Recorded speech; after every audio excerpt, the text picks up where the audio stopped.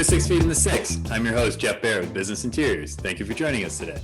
The purpose of this interview series is for the close-knit Toronto commercial real estate industry to share ideas and best practices. Joining us today is Jed Hershberg, legal advisor with Lennard Commercial Realty. Jed, thank you for joining us today. Thanks for having me, Jeff. Can you tell the viewers a little bit about yourself? Sort of mentioned it there. I'm a legal advisor at Lennard Commercial. I work alongside my partner, Jared Collis. Unfortunately, he can't be here today. He's busy doing daddy daycare, as I'm sure many of the other people watching this are. Jared and I assist a lot of high growth entities across Ontario with managing sort of their leases, as well as assist other groups with investment opportunities, primarily within Toronto. Personally, how are you managing? Personally, I'm just coming to grips with the fact that I'm not golfing right now. So that's been tough. Other than that, just trying to stay positive and trying to stay safe in downtown Toronto. Can you show me what face mask you've been rocking? Well, as you see here. Under Armour, nice. I've got the Under Armour piece going. So, on those days where I wish I had been more athletic, I can at least throw that one on and feel like I still have the inner athlete in me. I think the last guest, Andrew Garrett, had the same one. It's got some padding on it too, doesn't it? I'm not sure what it has or what it contains, Jeff. However, it sounds like Andrew Garrett is on the right track as well, and great minds think alike. So I'm glad there's a running theme with this interview series. Can you tell me about your book of business and how it's been affected by COVID-19? So our book of business is, I think I mentioned it previously, is primarily high growth tech companies. By and large, that's typically the groups that we represent. In terms of how I've been personally affected, it's an opportune time to be asking me because I just filed my T4s or took a look at them, and had better years. I think that's a safe way or a friendly way of putting it. But no, it's certainly been a struggle, and we just haven't obviously seen the type of deal flow that we typically do in non-pandemic years. So we've certainly been doing a lot less work. And really, I think our role has sort of shifted over the past 12 months from, doing deals on behalf of clients to really being there in terms of a source of information and a source of support, and a sort of a guiding force in terms of, how are these companies going to come out the other side? What are some of the new requests you've had from your clients? In terms of new requests, I think a lot of the requests aren't necessarily new. Some of them are new in terms of if they have questions regarding operationally, how should they set up an office space to safely have employees return back. But by and large, I think a lot of the questions are similar to what we had in the past. Sort of what are other companies doing? How are other companies building out their space? Can you provide us with examples? So to a certain extent, it's a lot of the same requests and questions we've dealt with in the past. It's just a different model that we're now going to be sort of following. I mean, that's great, Jed. What I really respect about you and Jared and your approach to the market is that you offer a consultative approach. It's very progressive. And, there's a lot of agents that I work with that were really looking for blend and extend commissions last year, they were working with people trying to work deals just because their commissions were down, versus your approach is like, I just want to help you today because, you're going to need actual, regular help down the road. So any value I can add now will only help me in the future. So I really appreciate your guys' approach there. And this is why I really enjoy working with you guys as well, because you look for help, and that's the same model that we have over at Business Interiors and Tabletop. And I think that's exactly what Jared and I try to do, and the model we try to follow. I think, look, I certainly when I joined Jared, a big reason for it was I like the way he conducted himself and his business prior to working with him. Can you tell us about some of the projects you're involved in and how they've changed course? Sure. So we had a number of projects. I need to take it back to March of 2020. At the time, we were working with a lot of American groups actually that were looking to open satellite offices in Toronto. And for obvious reasons, pandemic and border closings, those have largely been put on hold. And a lot of domestic companies, those projects have been on hold. Certainly we haven't seen a lot of deal flow in the market, but right now with a lot of companies sort of seeing that light at the end of the tunnel and sort of recognizing that there is going to be a continuing utility to having an office space for their employees. We've seen a lot more activity in the market. A lot of sublets are getting gobbled up at the moment because there is so much value in them in relation to head lease pricing. Sublets are trading at incredible value. So we've seen a lot of activity there. To what extent we see that continuing, look, it's still uncertain, but I can say that the office market is become very hot at the moment. What types of programs or services have you created for your clients in response to the crisis?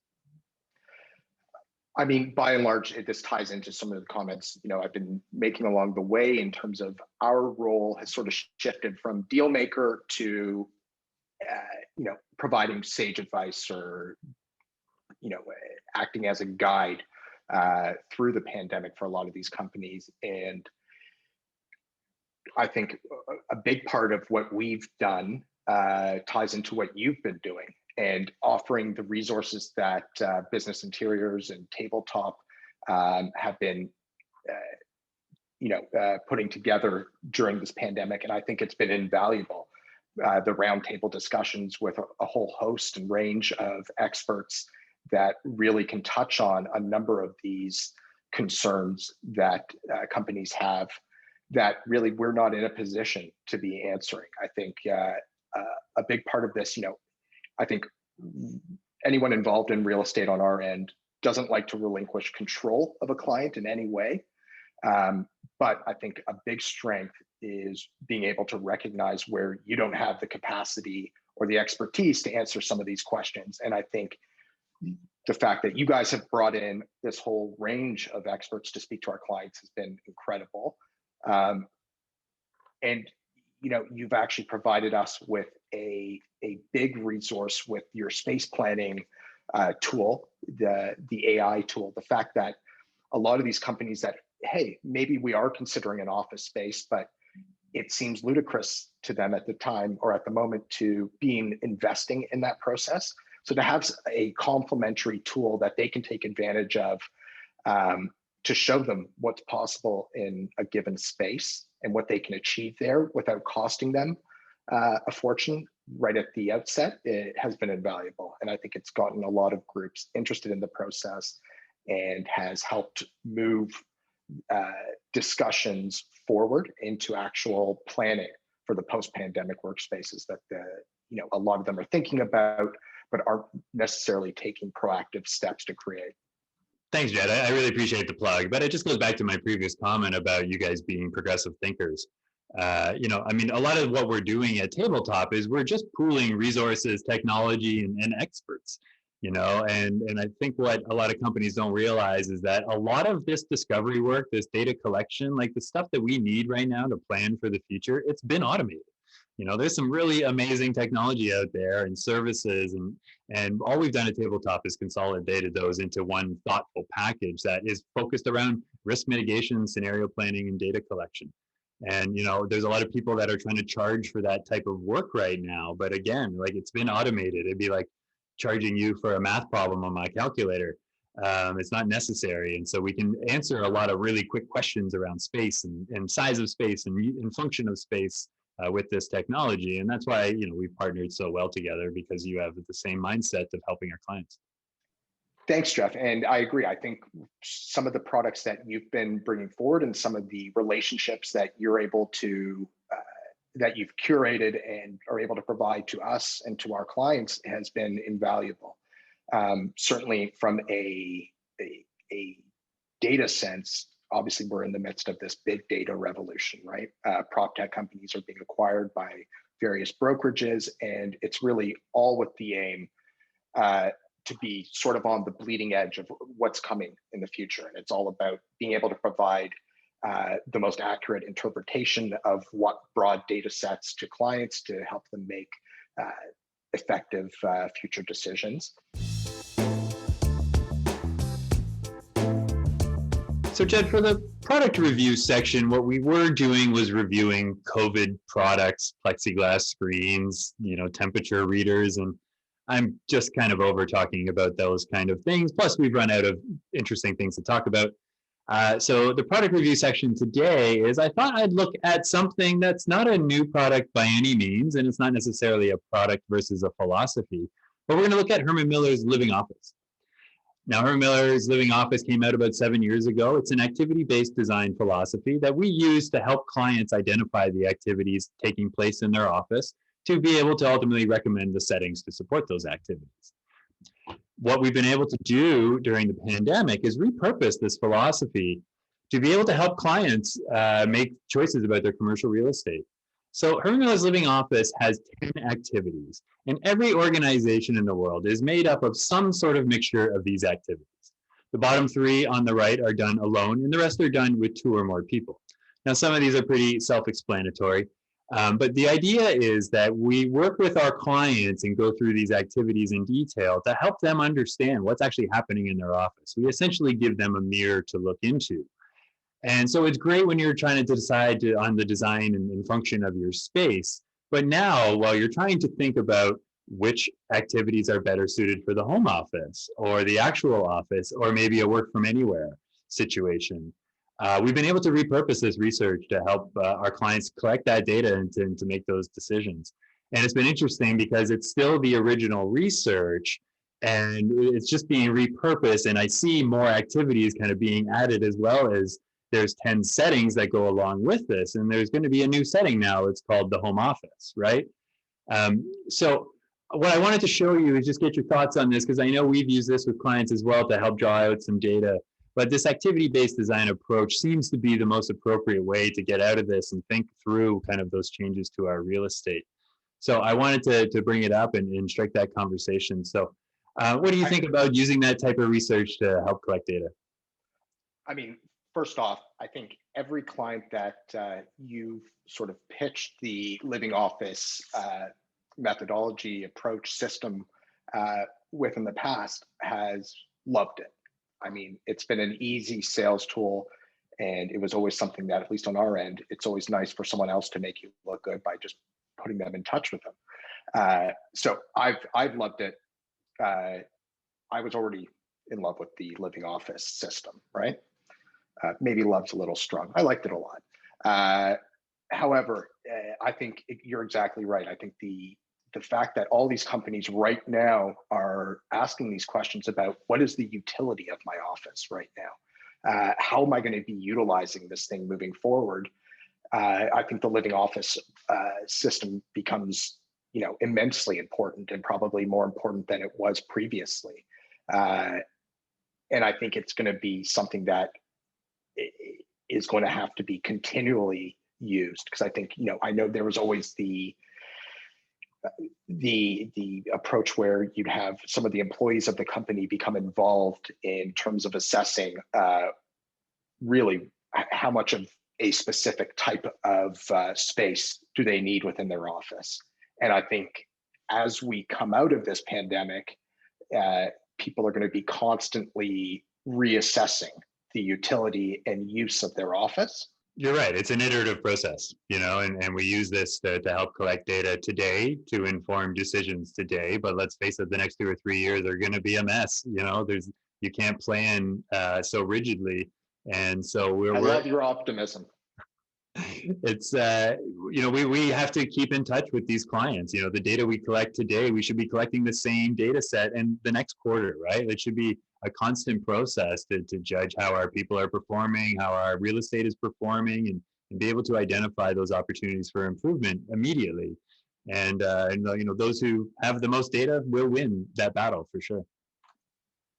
I think that's absolutely right. And I think, especially right now, we're going to be going through a lot of changes, and I don't think there's one set model. Jed, is there anything else you want the Six to know about you or Lennard Commercial Realty and how you're joining the fight against COVID-19? I think probably everyone at this point is sick of hearing from me.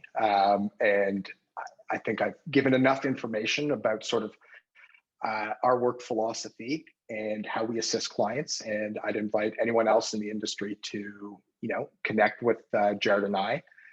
We'd always be happy to have a conversation about how we can assist them. And, we do that all the time in terms of reaching out to other groups. And in terms of how am I battling COVID-19? Well, as you can see, I'm sitting in what's being converted into a Peloton / parent for library situation at the moment. So I'm indoors, and I'm, like I said, signing petitions to get outdoors and start golfing again. So that's where I'm at, Jeff.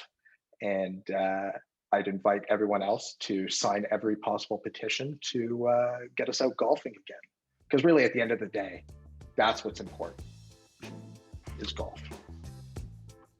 Well, thank you, Jed, for sharing how you and Lennard Realty are joining the fight against COVID-19. Keep up the good work. I will, not to worry. Toronto, you're the best city in the world, and we can't wait for you to feel better again.